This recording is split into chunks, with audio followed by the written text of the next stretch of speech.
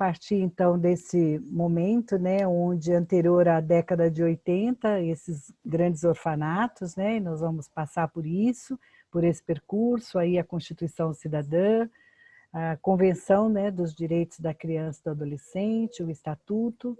Lembrando então que a Constituição Federal, ela é a lei maior, aquela luz, né, que ilumina todas essas demais normativas. Não tem sequer uma resolução que nós podemos fazer no nosso país se não estiver em acordo com a Constituição Federal. Então, para mim, falar de acolhimento familiar é falar que diariamente os pressupostos e as diretrizes da Constituição Federal precisam estar presentes em todo o formato e a execução desse serviço. Dentro disso, nós temos uma LOAS, quando eu apresento essas datas, eu quero muito que a gente olhe nas entrelinhas de tudo isso e façamos aí uma leitura, né? Veja que nós temos a Constituição Federal e eu só posso ter a LOAS porque eu tenho um artigo na Constituição Federal que faz o lastro para que haja a lei que regulamenta. Eu só posso ter o ECA porque o 227 regulamenta.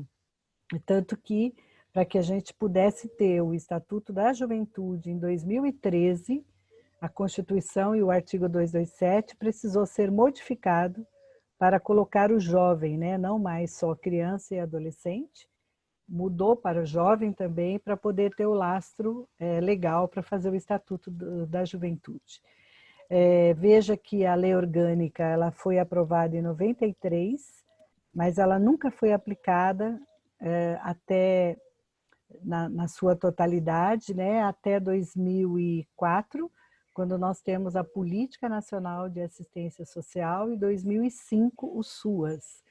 Veja bem que em 2011 foi necessário uma alteração na LOAS a partir dessa lei 12.435 para poder suportar o SUAS, né? Porque a LOAS já não conseguia, pelo longo tempo da implementação de uma política nacional de assistência social, precisou retornar na origem e modificar a LOAS para que ela pudesse, então, dar subsídios e sustentação também legal para o Sistema Único de Assistência. Aí eu acho que o grande marco para o trabalho com crianças em medidas protetivas no nosso país é o Plano Nacional de Convivência Familiar e Comunitária. Eu costumo dizer que foi o nosso primeiro, foi nesse período entre 2004 até 2006, com a primeira pesquisa do IPEA, que a gente vai começar a ter uma dimensão do que está ocorrendo com as crianças em medidas protetivas no Brasil. Depois disso, foram anos muito férteis. Se em 2006 tivemos o plano, em 2009 nós estávamos fazendo parte de um grande trabalho que originou, né, as orientações técnicas do Serviço de Acolhimento, que é resultado do Grupo de Trabalho Nacional Pró-Convivência Familiar e Comunitária, que eu tive a honra de participar. Aliás, ele começou esse grupo em 2005, novembro de 2005, em Campinas, quando do segundo Colóquio Internacional de Famílias Acolhedoras. Começa ali um grande trabalho com a Unicef, Secretaria de Direitos Humanos, Ministério, e coordenado pela Associação Terra dos Homens. E a partir desse trabalho do Grupo Nacional, onde nós percorremos todas as regiões do Brasil, é que tivemos subsídios técnicos para sair essas orientações técnicas do MDS. Então, ele foi um produto de um trabalho de discussão, inúmeras discussões com todas as regiões do país. Depois disso, tivemos a tipificação, veja, tudo 2009, quanta coisa estava acontecendo no país, que chega a alterar, então, o Estatuto da Criança e do Adolescente, que nós não podemos deixar de dizer, o que estava ali também, né, por trás desse contexto histórico, é que esta lei 12.010, originalmente, ela era o Estatuto da Lei Nacional de Adoção, que modificava muito o Estatuto e em 6 meses retirava o poder familiar das famílias. Foi um grande movimento nacional também, muito liderado também pela PUC, São Paulo, onde naquele momento eu estava fazendo mestrado, então nós participamos muito desse movimento, onde consegue segurar essa lei da adoção, e ela é tão modificada que ela ainda chama lei de adoção, mas muitos a chamam de lei de convivência familiar e comunitária, porque ela conseguiu, inclusive, colocar no ECA, no artigo 25, parágrafo único, a família extensa, reconhecida então como família das crianças. Acho que é um momento histórico nesse país. Depois disso, nós tivemos outras questões, né, que foi o Sistema Nacional do Atendimento Socioeducativo, o Estatuto da Juventude, e novamente no que diz respeito à família acolhedora, a aprovação aí do Marco Legal da Primeira Infância, que em 2016 também, além de novamente normatizar algumas questões no Instituto Jurídico do Acolhimento Familiar no ECA. Então, o acolhimento familiar entra no ECA pela 12.010, em 2009, não só entra como dá prioridade a toda e qualquer criança de primeiro ser atendida em família acolhedora, depois de instituição, e aí em 2016 entra a questão da regulamentação dos recursos, né, que são passados para a família de origem, para a família acolhedora, o 13.509 também. Então, esse conjunto de 2016 e 2017 termina de dar o respaldo legal, inclusive para o repasse, então, para as famílias acolhedoras. A única coisa que sim, que tem, que eu não concordo, é que em 2017 colocou-se que família acolhedora não poderia estar nem mesmo no Cadastro Nacional de Adoção, que eu acho que não deveria, né, ter uma restrição como essa. E eu gosto muito de pontuar que o nosso país, ao invés de formar profissionais para identificar e trabalhar com a sociedade para entender a diferença entre acolher e adotar, prefere normatizar por lei e vai cada vez mais restringindo as caixinhas onde a gente pode trabalhar, ao invés de melhorar a formação das pessoas, né, para executar. Então, essa é a minha opinião a respeito disso. Falando, então, um pouquinho, né, do que a Lara me pediu, de fazer um passeio aí pela história, nós temos aí mais de 500 anos de uma cultura de institucionalização de crianças, onde pobreza era o motivo para ser retiradas as crianças. Quando eu falo que eu trabalhava no orfanato, o que ocorria naquele momento é que o dentista era lá dentro, o médico era lá dentro, a escola era lá dentro, e as crianças, então, viviam a questão da instituição total. E hoje, olhando para trás, porque eu me lembro que de vez em quando as crianças fugiam, né? E aí ligavam para a gente, assistente social, e saía aquelas peruas pela cidade buscando as crianças. Aí eu olho hoje para trás e falo, eram os saudáveis, né? A gente via que eles não suportavam aquela questão da instituição total e queriam sair para o mundo, que era o justo, né? Que eles deveriam estar. E por uma questão de pobreza, podia ser retirado as crianças das famílias, entendendo que as famílias, então, não tinham capacidade para criar os seus filhos e que o Estado faria melhor que elas. Então, se uma criança era acolhida em São Paulo e a vaga tinha só num abrigo no orfanato, né, em Ribeirão Preto, a criança atravessava o estado e ia ser cuidada em Ribeirão Preto. Você imagina se os pais tinham dinheiro para ir atrás de onde eles estavam. Se às vezes hoje dentro do mesmo município isso dificulta, imagina num outro lugar. E eu ia percebendo que aquelas crianças iam ficando esquecidas mesmo. E as famílias eram convencidas de que o Estado fazia melhor que elas, né? Que elas eram incapazes, então, de cuidar. E eu acho que desde 88, quando a gente consegue dizer, né, basta, a família, né, como base da sociedade, merece a especial proteção do Estado, é colocado uma questão de uma virada histórica nisso, e aí entra o artigo 90 do Estatuto da Criança e do Adolescente, onde diz que retirar a criança de uma família é a última medida e que a gente tem que primeiro ter orientação e apoio sociofamiliar, socioeducativo em meio aberto, quer dizer, colocar esta família num conjunto de serviços para que ela tenha condições de cuidar de seus filhos. Eu acho que essa virada histórica, ela ainda requer de todos nós ainda um grande esforço, porque o senso comum da sociedade, infelizmente, ainda acha que a família pobre não sabe cuidar de filhos, ou que tem filhos à toa, e histórias como essa que permeiam até hoje a nossa vida, né? Aqui algumas imagens, veja essa dos bebês, né? A famosa foto lá do Sampaio Vidal, na FEBEM, né? Então essas era o retrato.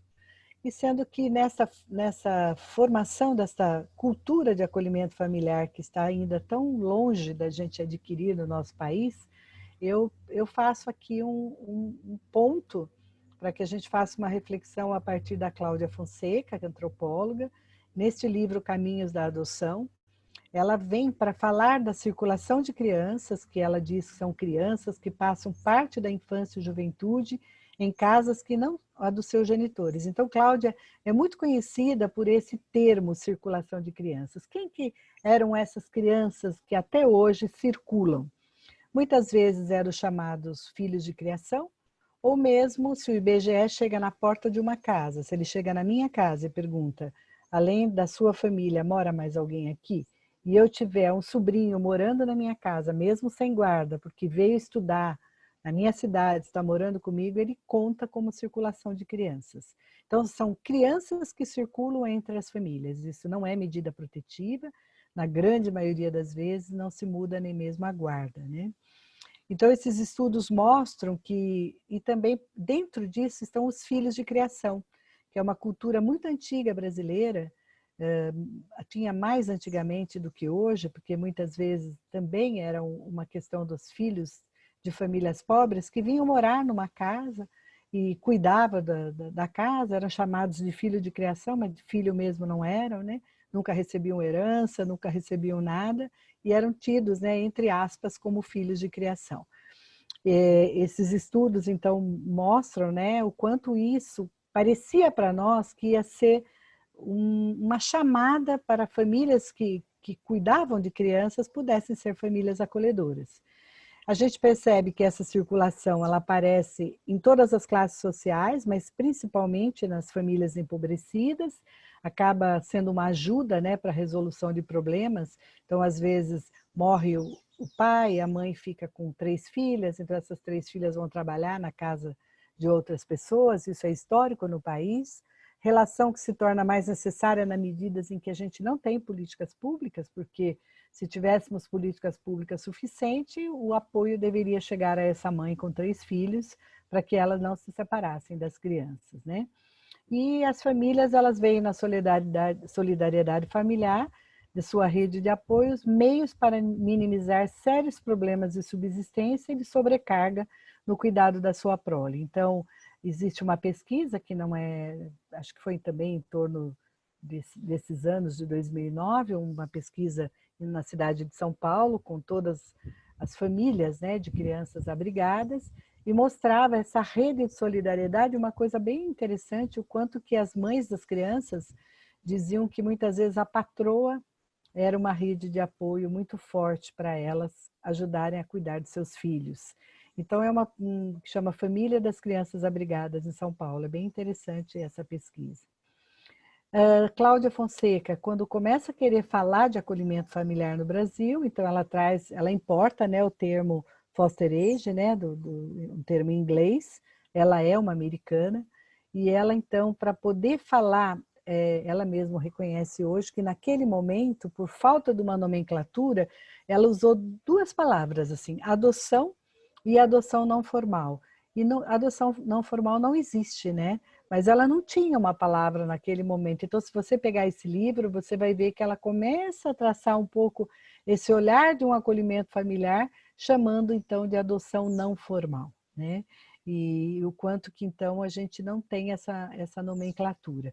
Existe também um livro que fala sobre famílias acolhedoras, e cita aí alguns países da Guatemala, Filipinas, Venezuela, Brasil, onde aponta que naquele momento não tinha nenhuma legislação sobre acolhimento familiar, hoje nós temos muita clareza disso, mas mostrava que o termo família acolhedora ainda não conseguia por si só expressar a sua ação e muitas vezes era confundido com adoção. E eu arrisco dizer que isso ocorre até hoje, né? A gente não consegue ainda ter clareza dessa nomenclatura. Ela não está suficientemente construída, e apesar das explicações e depoimentos, a sociedade tem muita dificuldade. Eu sempre conto que eu falei num programa por 1 hora, um programa longo na IPTV, né, que é ligado à Globo, na região. Nós tivemos no dia seguinte e nos dias, né, seguintes cerca de 100 ligações no serviço, e quando a gente atendia o telefone, eles diziam: é aí que tem criança para adotar? Apesar de falar do acolhimento familiar o tempo inteiro, as pessoas perguntavam se era ali que tinha crianças para adotar, né? Então, a gente percebe que não existe esse acúmulo de informações ainda suficiente para que a gente entre em linguagem, né, com essa população brasileira. Passando rapidamente a trajetória, então, do acolhimento familiar no Brasil, no meu mestrado, eu cheguei nesses programas, né, que existiam, um deles na década de 40, em São Paulo, chamado de colocação familiar. Veja bem, então, década de 40, não tínhamos Estatuto da Criança e do Adolescente, não tínhamos sistema de garantia de direito, e esse programa ele era executado pelo judiciário. Eu acho muito importante, nós não vamos ter tempo para falar de sistema de garantia de direito, eu já vi que vai ser a próxima aula, mas a gente tem a questão de que o que é promoção, o que é defesa e o que é controle. Quem executa serviço de família acolhedora é o executivo. Judiciário não executa programas, não executa serviços, ele defende. Então, essa clareza foi aparecendo, né, com o Estatuto da Criança e do Adolescente, mas naquele momento era o judiciário que fazia isso, né, na década então de 40. A Eunice Fávero fala bem, né, sobre isso, e ele existiu de 49 até 85, e vou falar um pouquinho mais sobre ele rapidamente. O Porto Alegre também na década de 70, veja que lá de 72 a 2003 teve o Família Acolhedora, e quando nós estávamos no auge de falar de convivência familiar e comunitária, e iniciando fortemente aí o Família Acolhedora, eles terminam o serviço. Uma coisa que agora que retornou, eu tenho acompanhado lá Porto Alegre, então eles estão retomando todo esse trabalho. E também um outro trabalho da Silvia Arendi, no estado de Santa Catarina, na década de 30, que também era pelo judiciário e chamava também um programa, então, de colocação familiar. Vou passar rapidinho, porque eu acho interessante a gente mostrar que o programa de São Paulo, ele chegou a ter, eu estou usando os termos da lei, por isso que está escrito menores, eu tirei da própria lei da época, então ele chegou a ter, olha que interessante, no estado de São Paulo, 3.659 crianças em colocação familiar, né, numa outra família. A faixa etária era de 0 a 14 anos e ele funcionou com condições precárias, suficiência de verba, tinha uma incompreensão geral da sociedade sobre esse caráter provisório, uma coisa bem brasileira mesmo, né? E a demanda, então, não correspondia. O que se percebeu na época? Que o que as famílias tinham era pobreza. Que se elas fossem apoiadas, elas poderiam cuidar de seus filhos. A gente pode arriscar dizer que esse foi o primeiro grande programa de repasse de recurso, como o Bolsa Família depois se transforma, Campinas mesmo, em 97, né, teve seu primeiro programa de repasse de recurso, e de acolhimento ele passou a ser um repasse de subsídio para a família de origem cuidar de seus filhos.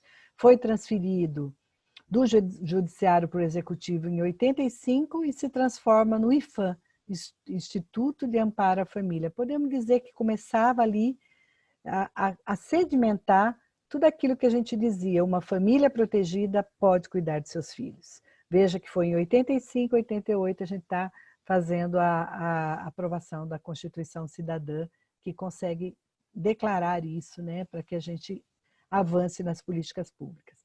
Em 2003, lá em Porto Alegre, esse outro programa, ele chegou a atender, né, no ano de 72, ele terminou abruptamente, tinha 40 famílias substitutas na época e tinha atendido, então, cerca de 200 crianças.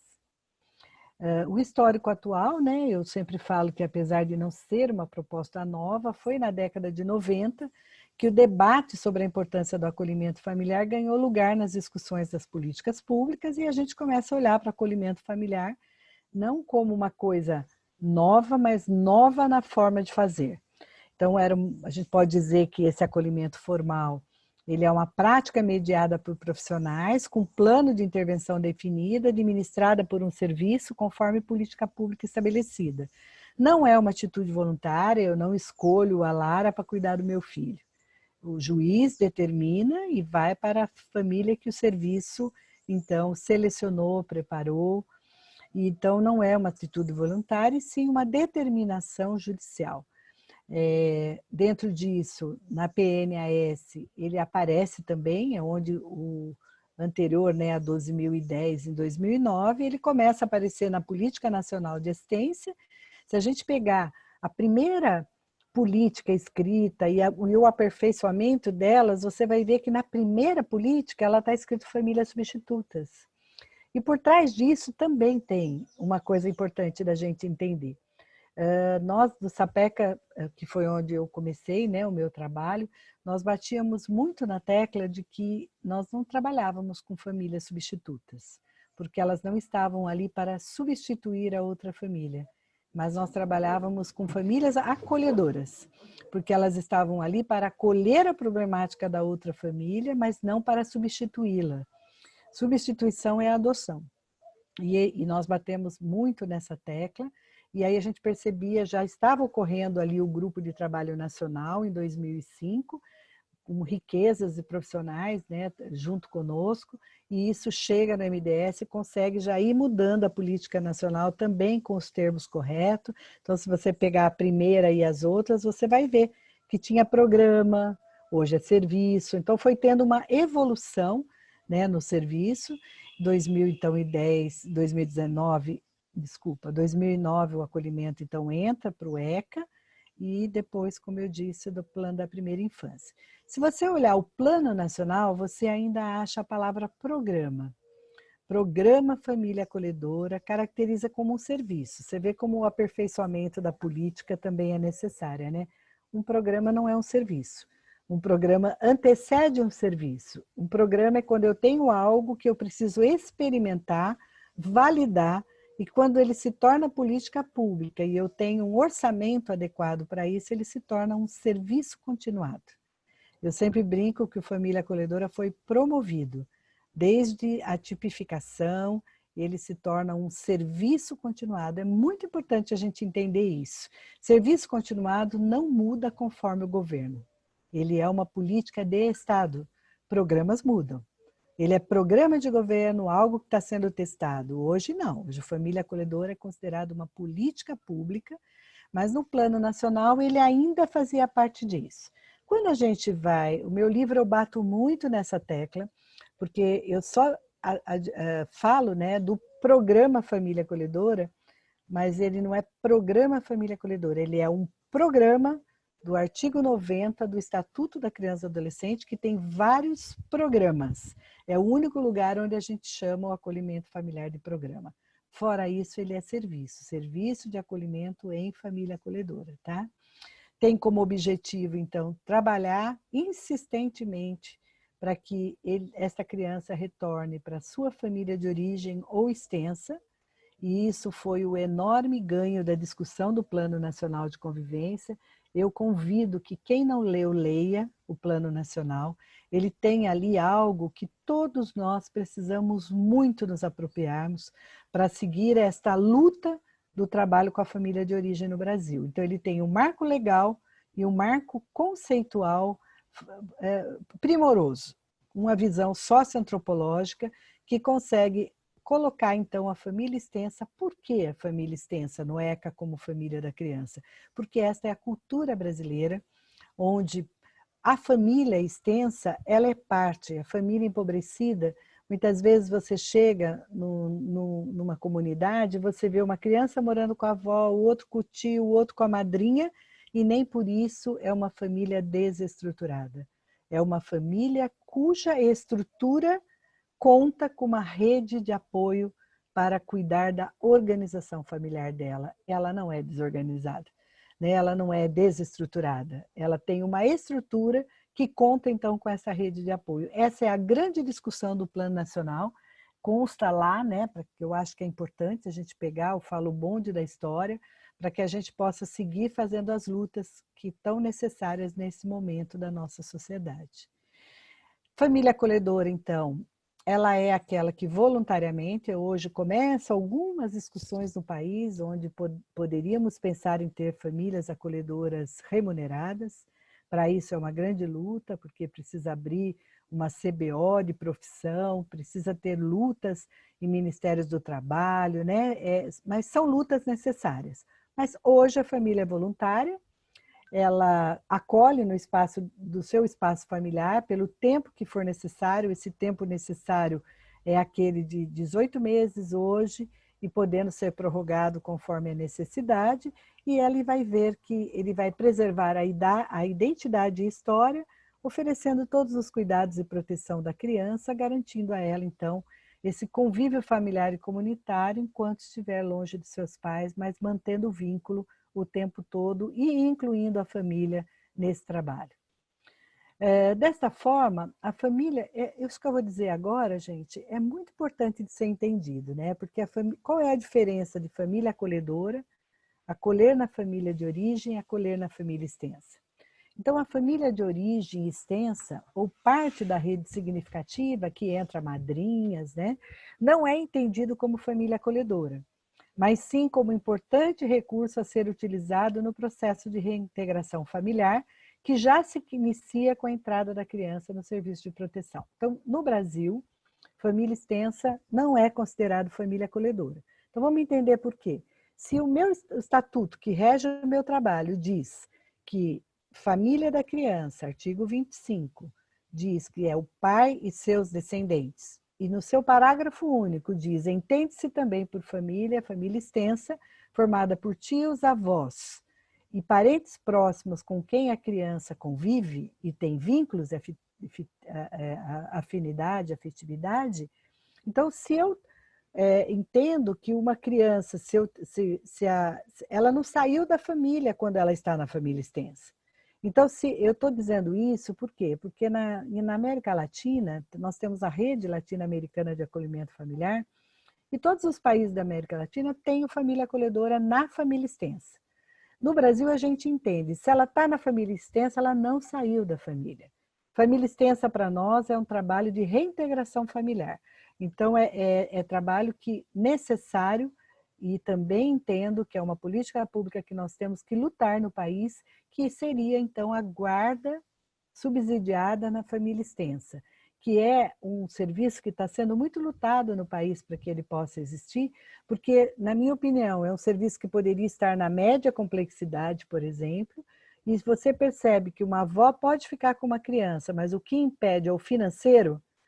Esta família poderia ter o subsídio financeiro e ser acompanhado pelo CREAS e evitar a retirada da criança da família. Se eu estou com uma criança na alta complexidade e ela precisa retornar à família, ou a um tio, né, a um primo, e o que impede é o dinheiro, novamente a guarda subsidiária, que hoje a gente tem chamado de família guardiã, poderia ter um recurso do Estado. Isso é um ponto que nós batemos muito na convivência familiar e comunitária, porque nós não podemos cair em ciladas que a gente mesmo faça. Por exemplo, lutamos tanto para que o Plano Nacional de Convivência Familiar e Comunitária tivesse o reconhecimento das famílias, e hoje uma criança, por exemplo, em Campinas, custa por criança em torno de R$3.000, R$3.500 no serviço de acolhimento. Aí você motiva que a avó fique com a criança, que o tio fique com a criança e o Estado não passa R$1 para eles. Então, nós podemos ter um outro lado, né, perverso dessa política, onde a gente, então, poderia falar em familismo, né? Eu vou lá, deposito a criança na família e não dou o amparo do Estado para que essa avó ou esse tio cuide. Então, hoje luta-se para que haja políticas de reforço a essas famílias, porque é uma responsabilidade do Estado isso. Tudo bem? Se ficou alguma dúvida, anota para a gente dialogar sobre isso, porque é muito importante a gente entender nessa luta que nós temos que ter pela família de origem. A diferença, né, de família acolhedora e o abrigo, e o que temos de similaridades, é que ambos estão numa medida protetiva, ambos estão no artigo 90, precisam estar inscritos no conselho, devem seguir os mesmos princípios do ECA, fiscalizados, mas, no entanto, eles diferem quanto à metodologia e à natureza jurídica.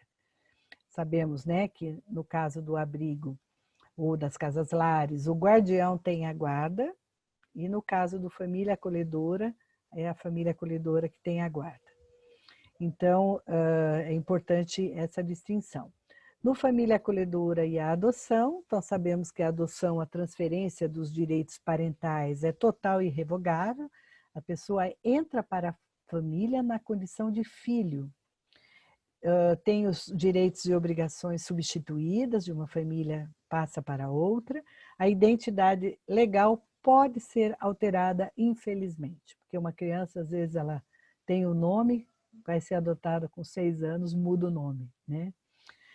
Transferência temporária, né, dos deveres e direitos, então, na família de origem para um outro adulto, então, no família acolhedora, não há substituição, há parceria e colaboração, e preserva a identidade, então, de origem da criança. Pode ser implementado, né, tanto em cidades grandes, médias, com pequeno porte, metrópole, sendo que a gente percebe que nas cidades de pequeno porte existe um incentivo para a regionalização dos serviços. As experiências diferem, né, de uma cidade para outra, mas a gente tem uma espinha dorsal aí pela nossa legalidade, então a gente percebe que tem seguido um padrão, né, e deve ser operacionalizado sob a responsabilidade do Poder Executivo. E por incrível que pareça, com 30 anos do ECA, ainda a gente vê municípios onde o juiz quer ser o responsável por selecionar as famílias, capacitar as famílias, e isso não é o papel do judiciário, isso é o papel do legislativo, desculpa, do executivo, que trabalha, então, em parceria com o judiciário. Então, são coisas que a gente ainda tem precisado lutar muito no país. Ele tem como inovação, e uma inovação sim, como serviço, então se nós temos um histórico, hoje a inovação é que ele trabalha intensamente para a criança poder voltar para a sua família de origem, verifica também uma inovação no conceito de família, que nós entendemos que a família ampliada é a família da criança, e entendimento que esses serviços não estão com pretensão de fechar os abrigos, como muitas vezes a gente chega em algum lugar e ao falar e comprovar o quanto família acolhedora é melhor para a criança, infelizmente, às vezes faz um duelo entre serviço de acolhimento institucional e serviço de família acolhedora, que não era para existir isso. Eu sempre digo que feliz aquele profissional do acolhimento institucional que tiver ouvidos para ouvir o que significa que, por mais que ele faça um excelente trabalho dentro do acolhimento institucional, nós não estamos falando do trabalho que eles fazem, nós estamos falando do modelo que, para uma criança se tornar humana, ela precisa de outros seres humanos que a signifiquem, mas ela precisa de uma comunidade, de uma vivência na comunidade, que é isso que vai trazer o respaldo para ela poder viver em sociedade. E o modelo institucional é que é o modelo, nós não estamos falando das pessoas que cuidam, nós estamos falando do modelo oferecido a uma criança que eu penso que nós deveríamos ter, os maiores aliados deveriam ser os profissionais e dirigentes do serviço de acolhimento, que já têm uma experiência incrível para trabalhar com alta complexidade e poderiam ser hoje os grandes executores do serviço de acolhimento. Mas eu tenho ainda esperança que isso venha a ocorrer, né? Então, é nítida a necessidade de maior investimento em serviços a famílias acolhedoras por parte de legisladores e executores das políticas públicas.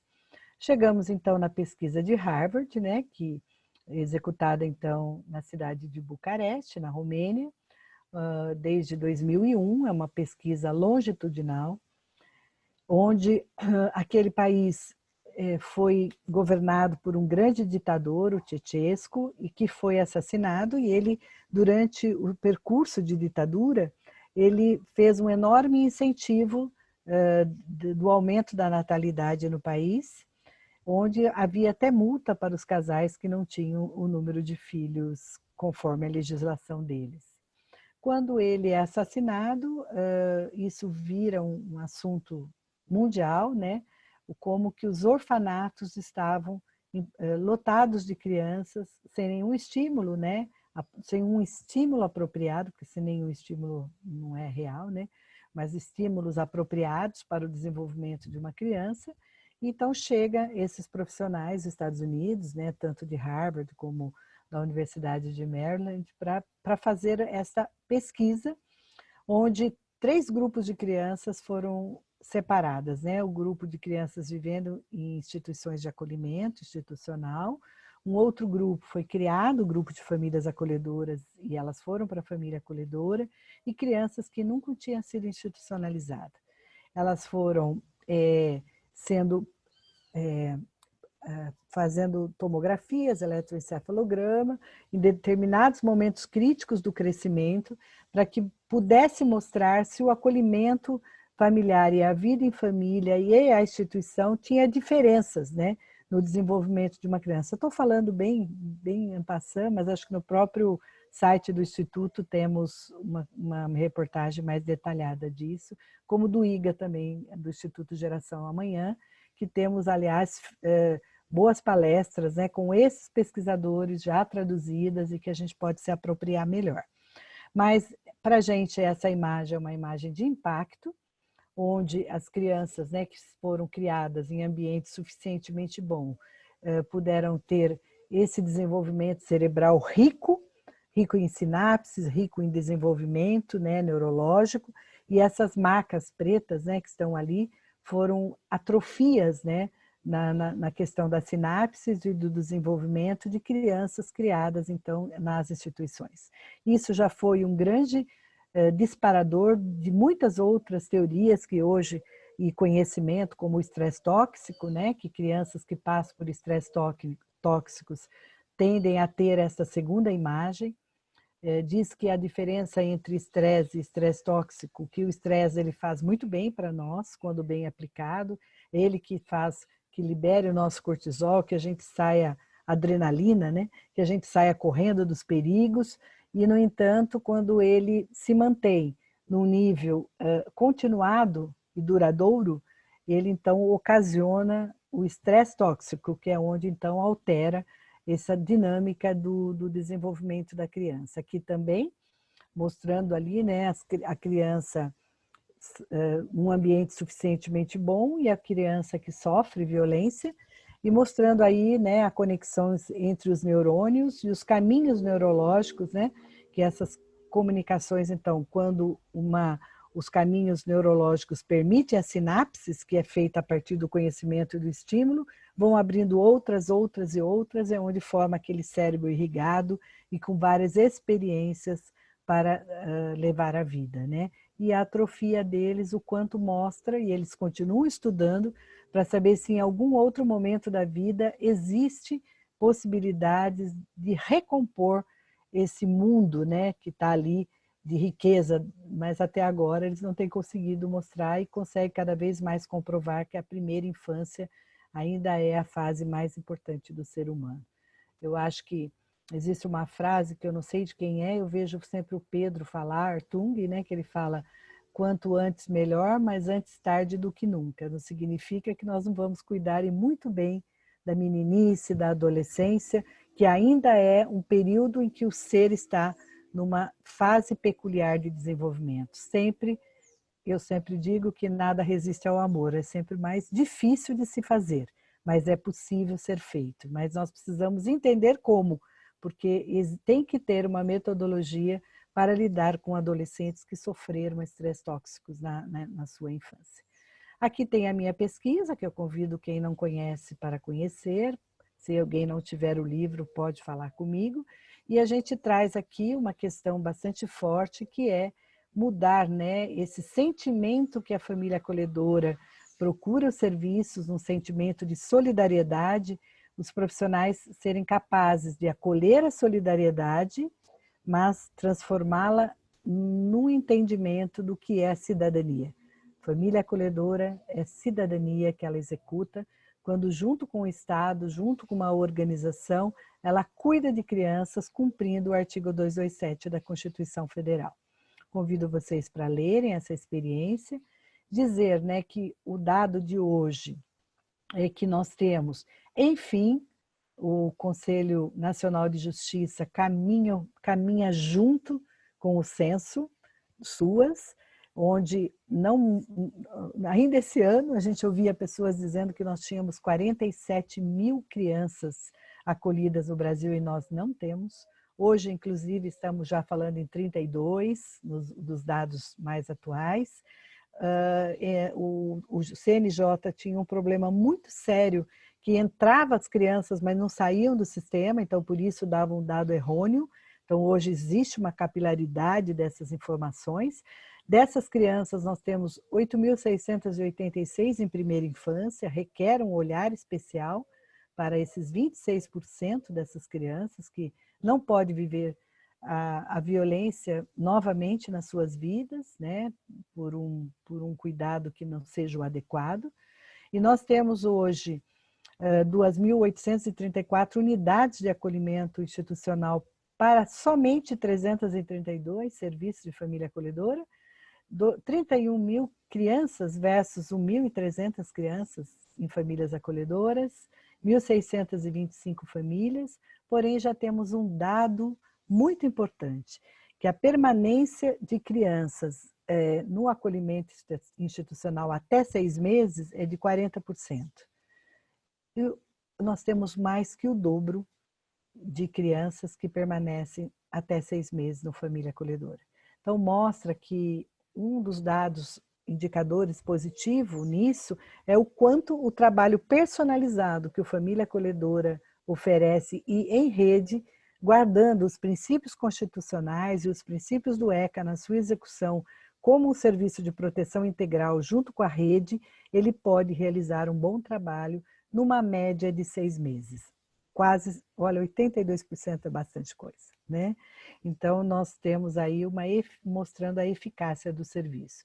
Aqui eu passo só por uma questão que eu acho que é importante nós sabermos, que desses serviços hoje, 312 são governamentais, executado direto pelo poder público, e no Brasil, somente 20 organizações da sociedade civil executam. Isso é uma mudança, gente, do SUAS, já provocando alguma mudança no país. Não estou nem dizendo a favor ou contra, gosto demais de trabalhar com as organizações da sociedade civil, mas eu acho importante a gente ter essa leitura. Né? 140 implantados aí entre 2015 e 2018, então está tendo um aumento nos serviços, né? E 81% fica na região sudeste e na região sul também, então mostra que o norte, o centro-oeste e o nordeste ainda precisa de bastante incentivo para os serviços de família acolhedora.